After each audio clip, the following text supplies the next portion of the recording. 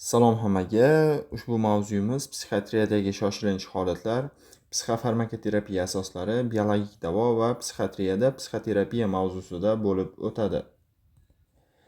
Har bir psixiatrik holatda biz 6 bosqichli klinik xaritaga amal qilishimiz shart. Uning birinchi va eng ustuvor qatlami xavfsizlik bo'lib, u bemor va atrofdagilarning himoyasini kafolatlaydi. Ikkinchi qadamda biz har doim somatik sababni qidiramiz, chunki ruhiy simptomlar ortida tana a'zolaridagi turli xil kasalliklar yashirinishi mumkin. Uchinchi bosqichda ruhiy sindromning strukturaviy tahlilini amalga oshirib, aniq tashxis sari yo'l olamiz. To'rtinchi qatlamda biz davo ko'rsatkichini belgilaymiz, ya'ni aynan qaysi muolaja bemorga mosligini tanlaymiz. Beshinchi bosqich monitoring. Bu davo samaradorligi va xavfsizligini doimiy nazorat qilishni anglatadi. Hamkorlik bosqichi yakuniy bosqich bo'lib, u bemor va uning yaqinlari bilan davolash jarayonida birlashishni ta'minlaydi. Agarda birinchi ikki bosqich, ya'ni xavfsizlik va somatik sabab e'tibordan chetda qolsa, keyingi barcha davolash choralari muqarrar xavf ostida qoladi. Ushbu klinik bosqichlarni chuqur anglash uchun shoshilinch holat tushunchasiga ta'rif berib o'tib ketamiz. Psixiatriyada shoshilinch holat deganda 5 ta asosiy xavf omilini tushunishimiz lozim. Birinchidan bu hayot xavfi. Unga suitsid, modda dozasining ortib ketishi, og'ir abstinent tutqanoqlar va deliriy holatlari misol bo'ladi. Ikkinchi omil boshqa omil xavflari, ya'ni atrofdagilarga xavf, ya'ni o'tkir qo'zg'alish, agressiv zo'ravonlik va qurol yoki tahdid orqali namoyon bo'ladigan xatti-harakatlar, ya'ni atrofdagilarga nisbatan xavf. Bundan keyingisi o'ziga g'amxo'rlikning pasayishi ham shoshilinch vaziyat hisoblanadi. Nima sababdan? Bunda bemor ovqat, suv va dori qabulidan mutlaq voz kechib, hayotini xavf ostiga qo'yadi. Aynan mana shu sabab tufayli o'ziga g'amxo'rlikning pasayishi ham asosiy xavf guruhlaridan biri hisoblanadi. To'rtinchi guruhga somatik xavflar kiradi. Bularga infeksiyalar, gipoglikemiya, gipoksiya va miya jarohatlari misol bo'la oladi. Nihoyat, krizis tushunchasi. Bu ruhiy simptomlarning kuchayishi bilan birga ijtimoiy muhit va yordam tizimining bir vaqtda izdan chiqishini anglatadi. Shifokor uchun albatta shoshilinch holat nafaqat psixoz, balki hayotiy resurslarning ham tugashi ekanligini bilishdir. Yordam ko'rsatishning, ya'ni shoshilinch holatlarda yordam ko'rsatishning birinchi soatida biz aniq tamoyillarga tayanishimiz kerak. Bunda birinchi qadam xavfsiz muhit yaratishdan iborat.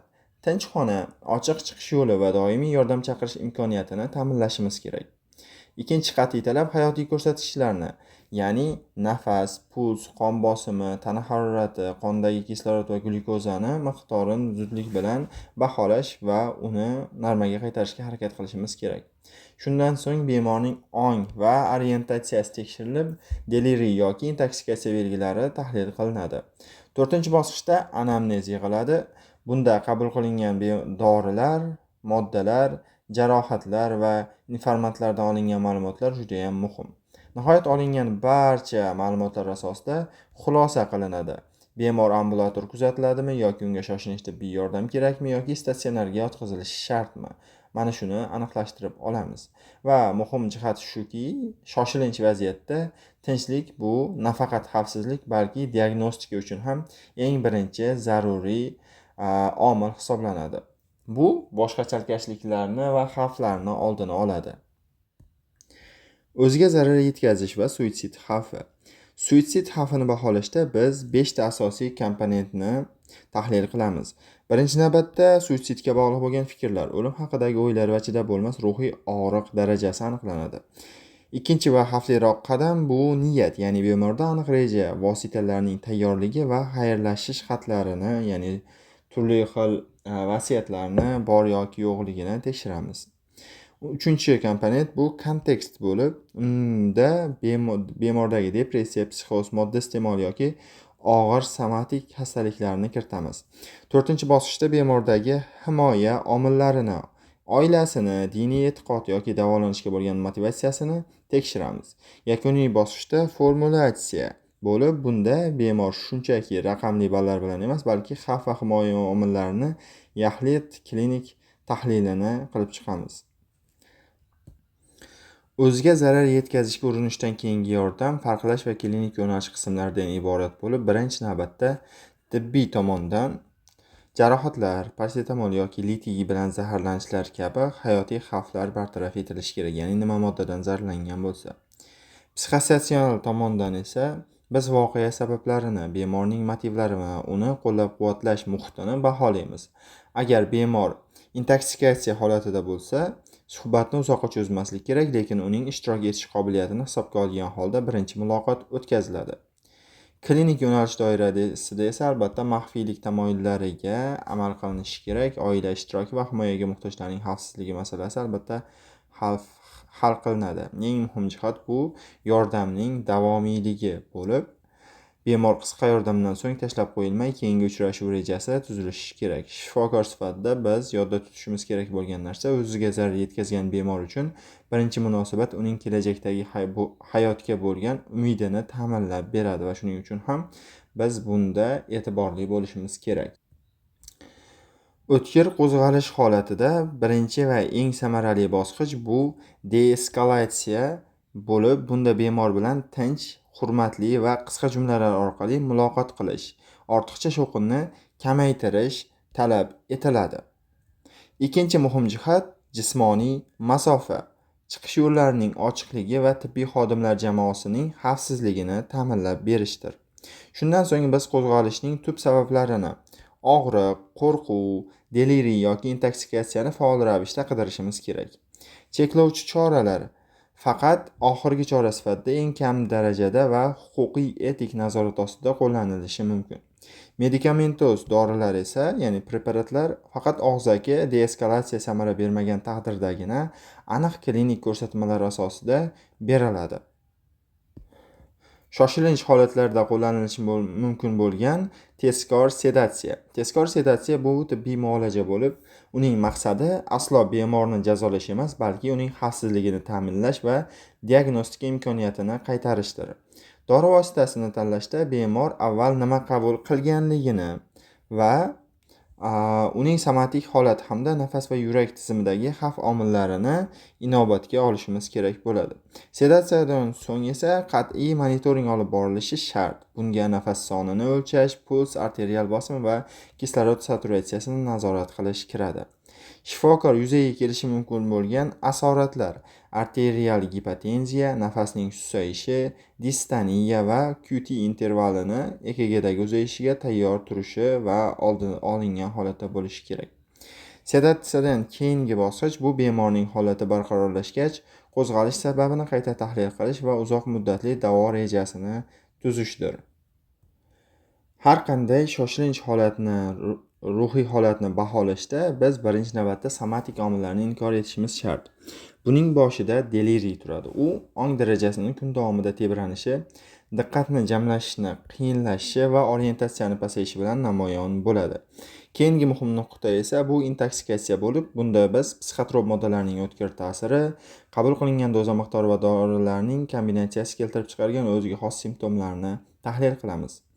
Aksincha, abstinent sindromi modda iste'molini keskin kamayishi yoki to'xtash natijasida yuzaga keladigan og'ir vegetativ va ruhiy belgilar majmuasini qamrab oladi.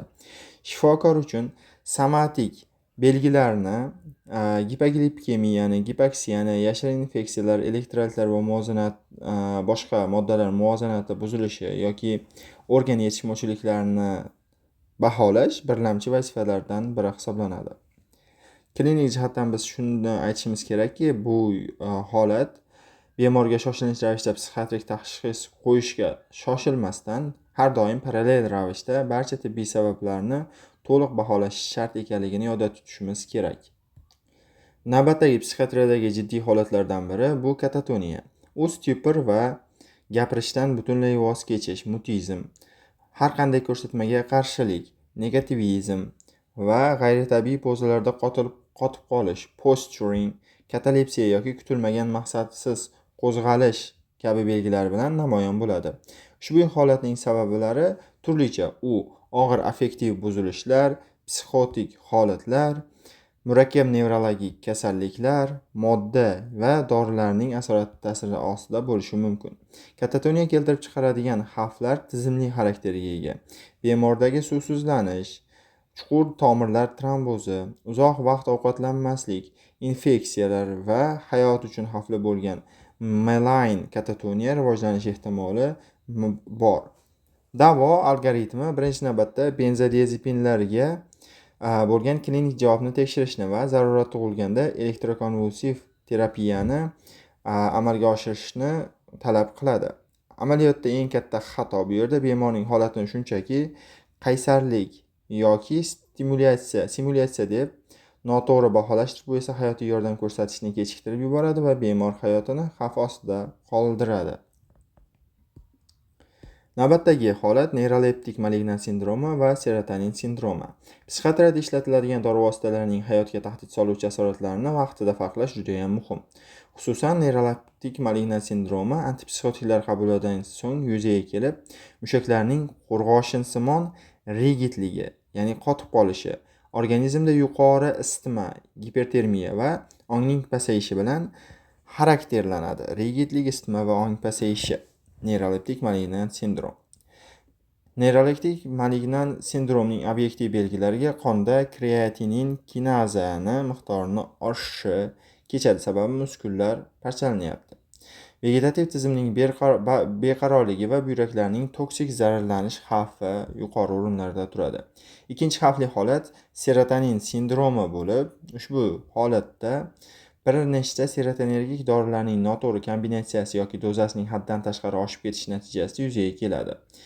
Klinikada biz serotonin sindromiga xos bo'lgan tremor, giperrefleksiya, klonus, diareya va kuchli psixomotor qo'zg'alishni topamiz. Ikkala holatda ham yagona to'g'ri taktika zudlik bilan shoshilinch tibbiy yordam chaqirish, shubhali dorini darhol to'xtatish va bemorni intensiv terapiya bo'limida kuzatishdir. Psixotrop dorilar bilan zaharlanish klinik manzarani dorining turiga qarab tubdan farq qiladi. Masalan, trisiklik antidepressantlar bilan doza oshganda og'ir aritmiyalar, tutqanoq xurujlari va antixolinergik effektlar orqali o'lim xavfini tug'diradi. Litiy toksikligi esa qo'llar tremorini, harakatlar koordinatsiyasining buzilishini, ataksiyani, diareya va ongning xiralashishi bilan namoyon bo'lib, bu jarayonda buyrak funksiyasi va suvsizlanish darajasi hal qiluvchi rol o'ynaydi. Antipsixotiklar bilan zaharlanishda biz chuqur sedatsiyani, arterial gipotenziya, EKGda QT intervalining xavfli uzayishini va bundan tashqari musaklarda o'tkir distoniya va yuqorida aytilgan neyroleptik malignant sindromini kuzatishimiz mumkin. Benzodiazepinlarning asosiy xavfi nafas markazini tormozlash, buni bilamiz. Bu ayniqsa opioidlar yoki alkogol bilan birga qabul qilinganda fojiali yakun topadi. Shuni ham yodda tutishimiz kerakki, aralash qabul qilish psixotrop dorilarni bitta dori nomi bir bilan kelgan bemordagi barcha klinik simptomlarni tushuntirib bo'lmaydi. Ya'ni tanib olishimiz, tasavvur qiling, bizga bemor keldi. Bemorni qaysidir modda qabul qilganligini ko'rsatuvchi bizda belgilar mavjud, lekin bu belgilar to'lig'icha o'sha moddani tasdiqlamayapti. Biz bu yerda shubha qilishimiz kerak.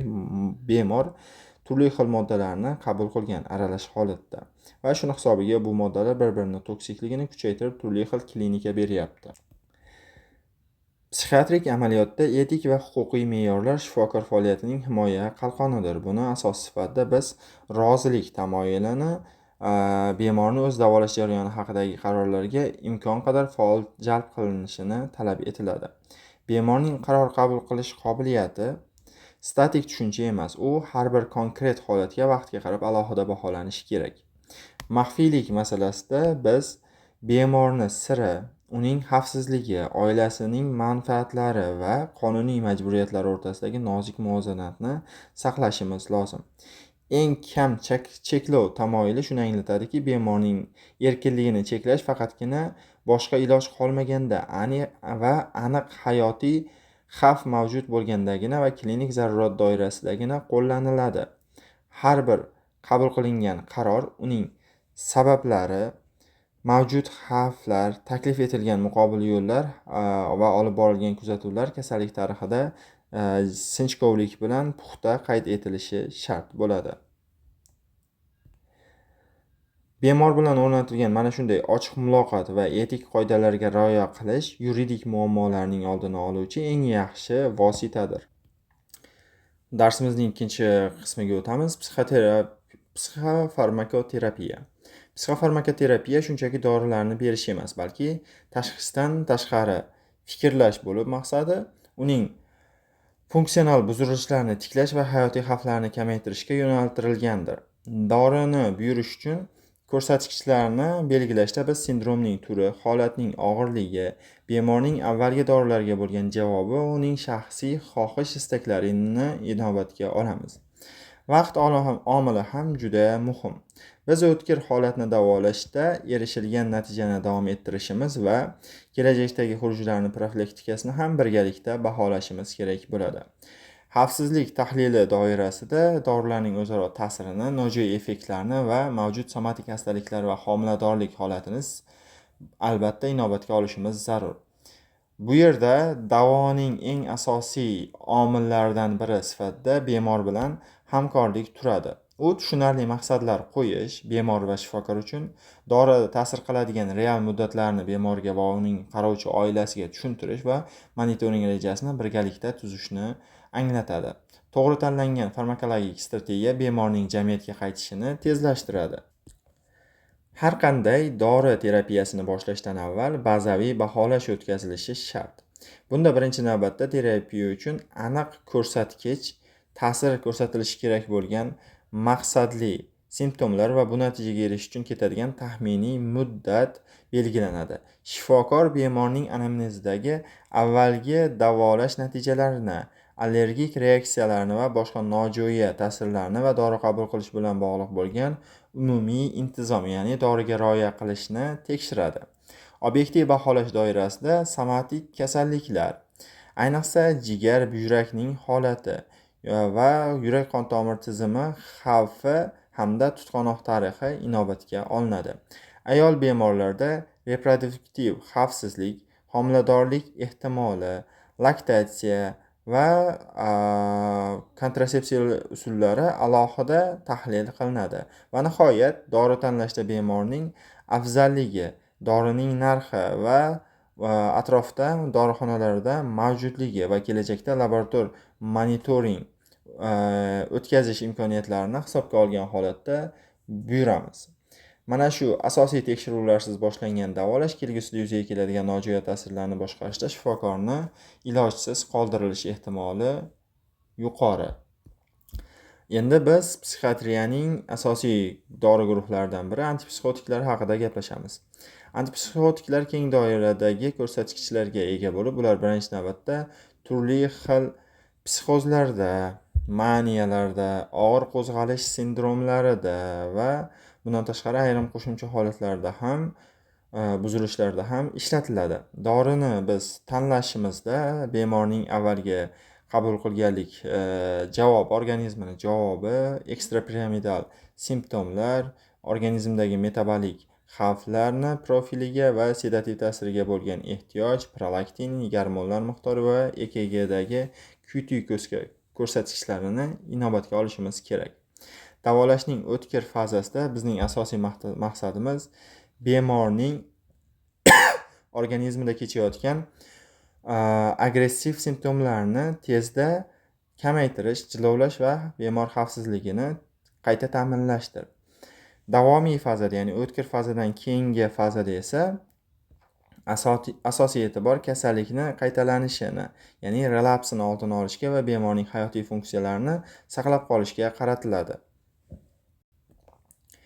Alohida ta'kidlash joizki, klozapin antipsixotiki odatda davoga chidamsiz, ya'ni rezistant bo'lgan holatlarda, masalan, rezistant shizofreniyada eng samarali preparat bo'lsa-da, u qon tarkibini doimiy va qat'iy monitoring qilishni talab etadi.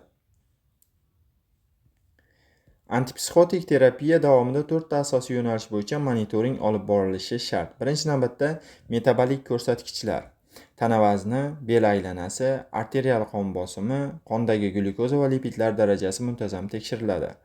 Nevrologik monitoring doirasida biz bemorda dori keltirib chiqargan o'tkir distoniya, parkinsonizm belgilari, ichki bezovtalik, akatiziya va kechki tardiv diskineziyalarni qidiramiz.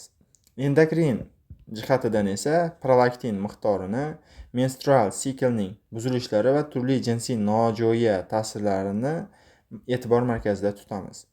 Yurak xavfsizligini ta'minlash, EKGni doimiy intervalda o'tkazib turish va undagi QT intervalni uzayishiga, bemorning o'zini holatidagi hushdan ketish holatlari, yurakda esa aritmiya tarixi va kerak bo'lsa bundan keyingi EKGga ehtiyojini nazorat qilinadi. Va spesifik yondashadigan bo'lsak, klozapin qabul qilayotgan bemorlarda o'ziga xos xavflar mavjud. Masalan, agranulositoz, miokardit, ich qotishi va tutqanoq xurujlari bu xavflarni tashkil etadi. Biz shifokorlar uchun ushbu nojo'ya ta'sirlarni vaqtida aniqlash va davolash rejasi juda ham muhim hisoblanadi va bular uchun albatta biz mana shu ko'rsatkichlar yuzaga kelishini bilishimiz kerak. Ekstrapiramidal simptomlar ESP deb qisqartirib beriladi. Antipsixotik davoning eng yaqqol namoyon bo'ladigan asoratlaridan biri bo'lib, ularning birinchisi bu o'tkir distoniyadir. Ya'ni bo'yin, ko'z yoki jag' mushaklarining to'satdan paydo bo'ladigan og'ir va kuchli og'riqli spazmlaridir, muskullardagi spazm. Ikkinchisi dori parkinsonizmi. U mushaklarning rigidligi, qotib qolishi, qo'llardagi tremor, ya'ni qaltirash, harakatlarning sekinlashishi, ya'ni bradikineziyani va yuz mimikasining kamayishi bilan xarakterlanadi. Bemor uchun eng ko'p azob beruvchi holat akatiziya bo'lib, u bemorda ichki bir soniya ham tinch tura olmaslik hissi va doimiy harakatda bo'lishga bo'lgan majburiy istakni keltirib chiqaradi. Tardiv diskineziya esa davo boshlangandan ancha vaqt o'tib paydo bo'ladigan, ba'zan esa butunlay qaytmas bo'lgan og'ir holatdagi og'iz va yuz mushaklarining g'ayriixtiyoriy harakatlanishidir. Ya'ni asosan yuz mimika mushaklari va og'iz atrofidagi mushaklarda. Ushbu holatlarning klinik ahamiyati shundaki, agar shifokor akatiziya psixozning kuchayishi yoki xavotir deb noto'g'ri talqin qilsa, dori dozasini oshirib yuborishi va vaziyatni yanada og'irlashtirib qo'yish ehtimoli mavjud. Klinik jihatdan akatiziyada ko'pincha suitsid xavfi oshadi, ya'ni bemorda harakat qilishga ichki bezovtalik mavjud, tinch o'tira olmaydi va shuni hisobiga ham unda suitsidga bo'lgan intilishlar ortadi. Shuning uchun ham uni vaqtida aniqlash va bartaraf etish hayotiy ahamiyatga ega. Navbatdagi guruh dorilar antidepressantlar. Antidepressantlar zamonaviy psixiatriyada keng qo'llaniladigan va turli kimyoviy sinflarni, jumladan SSRI, SNRI kabi guruhlarni, bundan tashqari mirtazapin, trisiklik antidepressantlar va MAO ingibitorlarini qamrab oluvchi yirik dori vositalarining toifasidir. Ushbu dorilarning o'ziga xosligi shundaki, muddat jihatidan terapevtik samaraga erishish vaqti talab qilinadi. Ko'pincha dastlabki haftalarda faqat nojo'ya ta'sirlar kuzatilib, klinik javob keyinroq namoyon bo'ladi. Davolash jarayonida esa asosiy xavf omillari suitsid fikrlarning paydo bo'lishi, motor qo'zg'alish, yashirin maniyaning faollashishi, serotonin sindromi va doza oshib ketganda yuzaga keladigan og'ir toksiklikni nazorat qilish shart. Somatik omillarni baholashda bemorning yoshi, jigar va buyrak funksiyalari, yurak xavfi hamda epilepsiya tarixi dori tanlashda hal qiluvchi rol o'ynaydi. Terapiyani davom ettirish bosqichida esa erishilgan klinik javobdan keyingi muayyan muddat va dori to'xtatilganda yuzaga keladigan bekor qilish simptomlarining inobatga olinishi lozim bo'ladi. Bemorni davolashning ilk kunlarida dori ta'siri emas, balki faqat nojo'ya ta'sirlarni bo'lishi haqida biz ogohlantirishimiz kerak. Uning davoga bo'lgan ishonchini bu saqlab qolishga yordam beradi. SSRI, ya'ni Selective Serotonin Reuptake Inhibitors va SNRI, Serotonin Norepinephrine Reuptake Inhibitorlari. Ushbu guruhlar nisbatan xavfsiz hisoblansa-da, ularning o'ziga xos klinik cheklovchi jihatlari bor. Masalan, keng tarqalgan nojo'ya ta'sirlar sifatida ko'ngil aynishi, uyquchanlik va bemorning hayot sifatiga ta'sir qiluvchi jinsiy disfunksiyani qayd etishimiz kerak. Ushbu dorilarda bundan tashqari qon ketish xavfini oshirish sababli NSAID yoki antikoagulyantlar bilan birgalikda qabul qilayotganda, shuningdek, oshqozon ichak patologiyasi bor bemorlarda ehtiyotkorlik talab etadi. Giponatremiya. Bu ayniqsa keksa yoshli bemorlarda diuretiklar qabul qilinganda va kutilmaganda ong chalkashishi bilan namoyon bo'ladigan xavfli asoratdir. Serotonin sindromi esa noto'g'ri dori kombinatsiyalari, doza oshishi yoki MAO ingibitorlari bilan xavfli aralashuvlar natijasida ko'pincha yuzaga keladi. Dori to'xtatilgandan keyin yuzaga keladigan bekor qilish simptomlari bosh aylanishi, tanada elektr zarbasi hissi, uyqu va kayfiyatning keskin tebranishlari bilan tavsiflanadi. Shifokor uchun giponatremiyani vaqtida aniqlash uchun keksalar qonidagi natriy miqdorini nazorat qilish hayotiy ahamiyatga ega. Kayfiyat stabilizatorlari. Bipolyar buzilishlarni davolashda kayfiyat stabilizatorlari markaziy o'rinni egallaydi, xususan litiy o'tkir maniyani davolash va kasallik qaytalanishining oldini olishda eng samarali dori bo'lib, u qon konsentratsiyasini qat'iy monitoring qilishni talab etadi. Valproat asosan maniya va aralash holatlarda qo'llaniladi, biroq ayol bemorlarda jinsiy reproduktivlik xavfsizlik muammolarini keltirib chiqarish ehtimoli mavjud. Karbamazepin boshqa dorilar bilan o'zaro ta'siri ko'pligi sababli qon tarkibi va jigar funksiyalarini doimiy tekshirib turishni taqozo qiladi. Lamotrigin esa bipolyar depressiya profilaktikasida tanlov preparati bo'lib, terida ba'zan toshma, rash xavfi sababli dozani o'ta sekin titrlashni talab qiladi.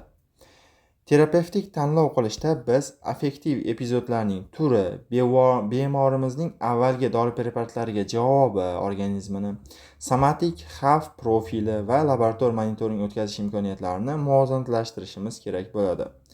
Va biz eslab qolishimiz kerak, har doim litiy va antikoagulyantlar orasidagi farqni va ularning qon ko'rsatkichlariga ta'sirini bilish diagnostik xatolarning oldini olishga yordam beradi. Keling, ushbu guruhning eng nozik vakillaridan biri litiyning organizmga ta'siri haqida gaplashib chiqamiz biroz. Litiy terapiyasini boshlashdan avval biz bazaviy tekshiruvlarni, ya'ni buyrak, qalqonsimon bez, qondagi kalsiy miqdorini, tana vaznini va organizmni fiziologik holatini, masalan, homiladorlik holatimi, keksa organizmmi va yoki turli xil organizmda yurak-qon tomir sistemasidagi buzilishlar tufayli EKGga ehtiyoj bormi? Mana shularni tekshirib olamiz. Terapevtik muvaffaqiyat qon konsentratsiyasini muntazam kuzatib borish bilan bog'liq. Bu doza o'zgarishi va bemorning doriga rioya qilishi va toksiklik chegarasini aniqlash uchun zarur. Litiyning toksikligi og'ir tremor, ataksiya, qusish, persistlanuvchi diareya, kuchli uyquchanlik va ong chalkashishi bilan namoyon bo'ladi. Ushbu holatni keltirib chiqaruvchi xavf omillariga esa suvsizlanish, gipertermiya va NSAIDlar, ACE ingibitorlari va diuretiklar kabi dorilar bilan birga qabul qilinishi va buyrak kasalliklari kiradi. Sababi bu holatlarda litiyning organizmdan chiqib ketishi, eliminatsiyasi pasayadi va buyrak kasalliklarida filtrlanish pasaygani hisobiga bu holatlar yuzaga keladi. Bemorga tushuntirish holatni. Ushbu omil davoda hal qiluvchi ahamiyatga ega. Bemor suyuqlik va tuz balansini saqlashi, boshqa kasalliklar paytidagi ehtiyotkorlik va dorilarning o'zaro ta'sirini tushunishi shart. Litiyning terapevtik dozasi toksik dozaga juda ham yaqin, ya'ni biz dozani biroz o'zgartirsak, oshirsak ham u toksik dozaga o'tib ketadi. Shuning uchun hatto kichik dozadagi o'zgarishlarni ham biz kritik darajada tahlil qilishimiz kerak. Antikonvulsantlar guruhiga kiruvchi stabilizatorlar alohida ehtiyotkorlikni talab qiladi. Masalan, valproat qabul qilayotganda homiladorlik va reproduktiv salomatlik bilan birga jigar funksiyalarini, trombositlar miqdorini va tana vaznini ortishini nazorat qilishimiz kerak. Karbamazepin jigar fermentlarining induktori bo'lganligi sababli qon tarkibi, natriy miqdori va dorilarning o'zaro murakkab ta'sirlarini sinchiklab o'rganishni taqozo qiladi. Lamotrigin bilan ishlashda hayot uchun xavfli bo'lgan Stevenson-Johnson sindromining ehtimoli borligi sababli har qanday toshma paydo bo'lganda davoni qayta baholash va dozani o'ta sekin titrlashimiz shart. Ushbu antikonvulsantlar bemordagi tutqanoq tarixiga va boshqa qabul qilinayotgan dorilarning qondagi konsentratsiyasiga bevosita ta'sir ko'rsatadi.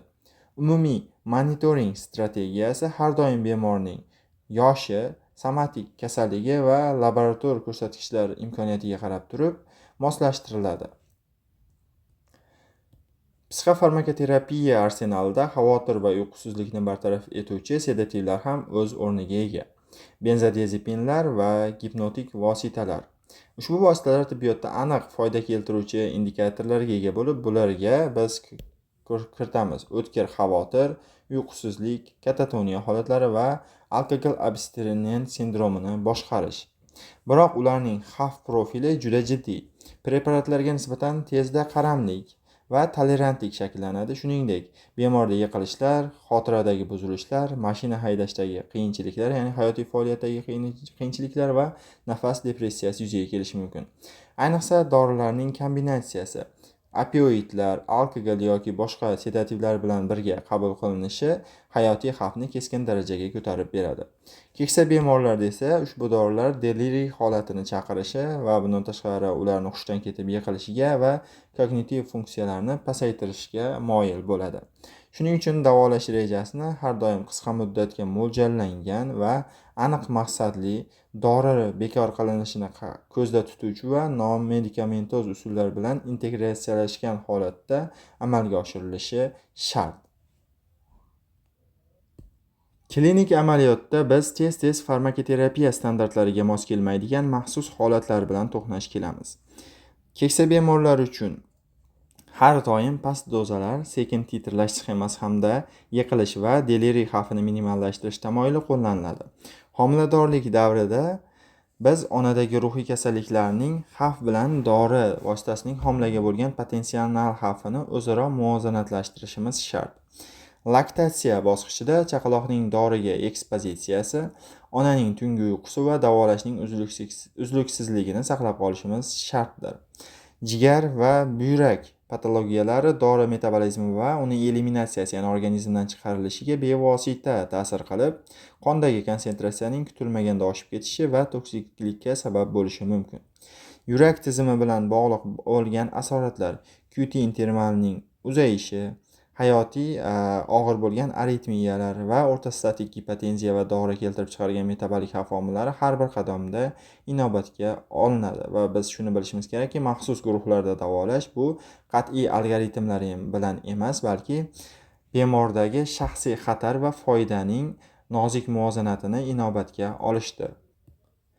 Biologik davo usullari psixiatrik amaliyotda farmakologik vositalarni to'ldiruvchi muhim vositadir. Ularning eng kuchlisi ECT, elektrokonvulsiv terapiya. U og'ir depressiya, katatoniya, uzoq davom etuvchi yoki o'ta og'ir maniya holatlarida qo'llaniladi. RTMC, ya'ni transkranial magnit stimulyatsiyasi. Ba'zi depressiya turlarida non-medikamentoz fizik usul sifatida o'z samarasini ko'rsatgan. Yorug'lik terapiyasi mavsumiy depressiya holatlarida ishlatiladi, biroq uning dalillari hozirgacha cheklanganligi sababli bemorga to'g'ri tushuntirishimiz kerak holatni. Uyqu va ritmni muvozanatga, tartibga solish bipolyar va depressiv holatlarda juda ham ahamiyati katta bo'lgan biologik barqarorlikni ta'minlovchi yordamchi omillardir. Biz shuni tushunishimiz kerakki va bemorga ham tushuntirishimiz kerakki, biologik usullar hech qachon psixosotsial va farmakologik davoni to'liqligicha almashtira olmaydi, balki ular bilan kompleks qo'llanilishi bu davo muolajasi effektivligini orttiradi. Elektrokonvulsiv davo rasmda ko'rib turganingiz kabi o'tkaziladi. Ushbu holat psixiatriyada shoshilinch hayotni saqlash vositasi bo'lib, uning asosiy ko'rsatkichlari o'ta og'ir depressiya, katatoniya va cho'zilgan va og'ir holatdagi maniya holatlaridir. Terapiyaning maqsadi dori ta'sir qiladigan muddatni kutishga vaqt bo'lmaganda yoki simptomlarning tez va qisqa muddatli yengillashuviga erishishdir. Jarayon zamonaviy standartlar bo'yicha umumiy anesteziya ostida mushak relaksatsiyasi ta'minlangan holatda va miyada qat'iy nazorat ostida sun'iy tutqanoq xurujini chaqirish orqali amalga oshiriladi. Har bir muolajadan oldin baholash o'tkazilib bemorda foyda va muvozanat xavfi, bemorning roziligi, somatik holat va kognitiv funksiyalar monitoring qilinadi.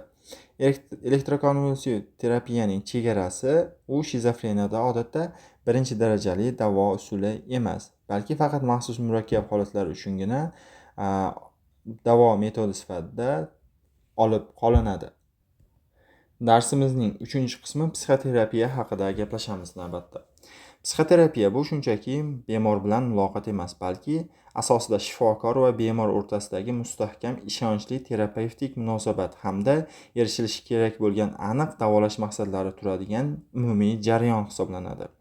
Muolajadan oldingi baholash bosqichida biz bemorning simptomlari, uning shaxsiy rivojlanish tarixi, o'zgarishga bo'lgan motivatsiyasi, mavjud xavflar va ichki resurslarni tahlil qilamiz. Zamonaviy psixiatriyada turli xil metodlar, ya'ni supportive, cognitive behavioral therapy, psixodinamik, guruh, oila va xulq-atvor terapiyalari bemorning ehtiyojiga qarab turib tanlanadi.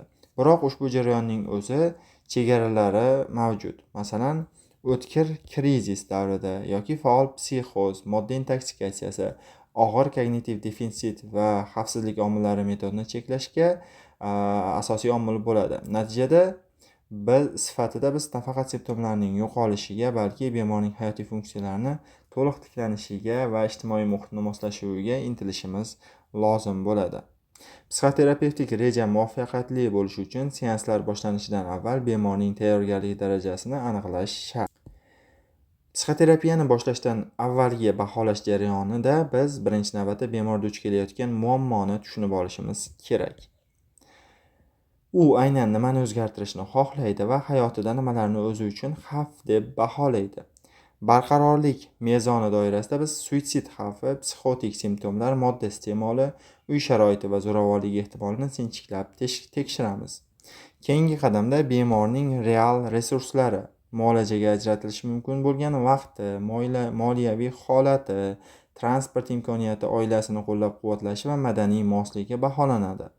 Terapevtik moslik bosqichida tanlangan metod, seanslar chastotasi va kutilayotgan ish uslubi bemorning imkoniyatlariga to'g'ri kelishini baholaymiz. Natija mezoni sifatida biz simptomlarning kamayishi bilan birga bemorning funksionalligi va shaxslararo munosabatlar va umumiy hayot sifatini yaxshilanishini ko'zda tutamiz. Va mana shu usullardan biri, ya'ni supportive psixoterapiya, ya'ni bu qo'llab-quvvatlovchi psixoterapiya. Bemorni bundan maqsad bemorni krizis davrida barqarorlashtirish, unda umid uyg'otish, kasallikni moslashuvini ta'minlash va uzoq muddatli davo rejasiga rioya qilish ehtimolini kuchaytirishdir. Biz qo'llaydigan usullar bemorni faol tinglash, uning hissiyotlarini validatsiya qilish, ya'ni hissiyotlarini tan olish, real hayotiy muammolariga amaliy yechimlar topish va uning ichki resurslarini faollashtirish kabilar kiradi. Ushbu metod uchun asosiy ko'rsatkichlar o'tkir kriz holatlari, og'ir surunkali ruhiy buzilishlar, jiddiy somatik xastaliklar va uzoq muddatli reabilitatsiya jarayonlari kiradi. Davolashning chegaralovchi jihati bu o'tmishdagi chuqur konfliktlarni o'chirishga urinilmaslik, balki hozirgi kundagi hayotiy funksiyalarni saqlab qolish ustuvorligi hisoblanadi. Natija sifatida biz bemor xavfsizligini ta'minlash, uning kundalik hayot ritmini tiklash, munosabatlarni yaxshilash va davolash uzluksizligiga erishishni olamiz. Cognitive behavioral therapy, ya'ni kognitiv xulqiy terapiya. Zamonaviy psixiatriyada ilmiy isbotlangan eng kuchli usullardan biri bo'lib, uning modeli insonning fikri, hissiyoti, tana reaksiyasi va xulq-atvorini uzviy bog'lagan bir zanjir sifatida ko'radi. Biz ishlatadigan texnikalar bemorning o'z-o'zini monitoring qilishi, kognitiv qayta talqinlanish, xulq-atvor tajribalarini o'tkazish va exposure, ya'ni uchrashtirish mashqlarini va muntazam uy vazifalarini bajarishni o'z ichiga oladi. Cognitive behavioral terapiya uchun asosiy ko'rsatkichlar sifatida biz depressiyani, kuchli xavotirlarni, obsessiv-kompulsiv buzilishlar, post-traumatic stress disorder va ayrim psixoz holatlarini ko'ra olamiz. Ya'ni aynan mana shu holatlarda cognitive behavioral terapiya o'tkazilishi kerak. Ushbu metodning afzalligi shundan iboratki, u qat'iy tuzilgan vaqt jihatdan cheklangan va erishilgan natijalar bilan o'lchanadigan maqsadlarga ega. Biroq kognitiv behavioral terapiyani ham o'zini minus jihatlari, ya'ni cheklangan jihatlari bor.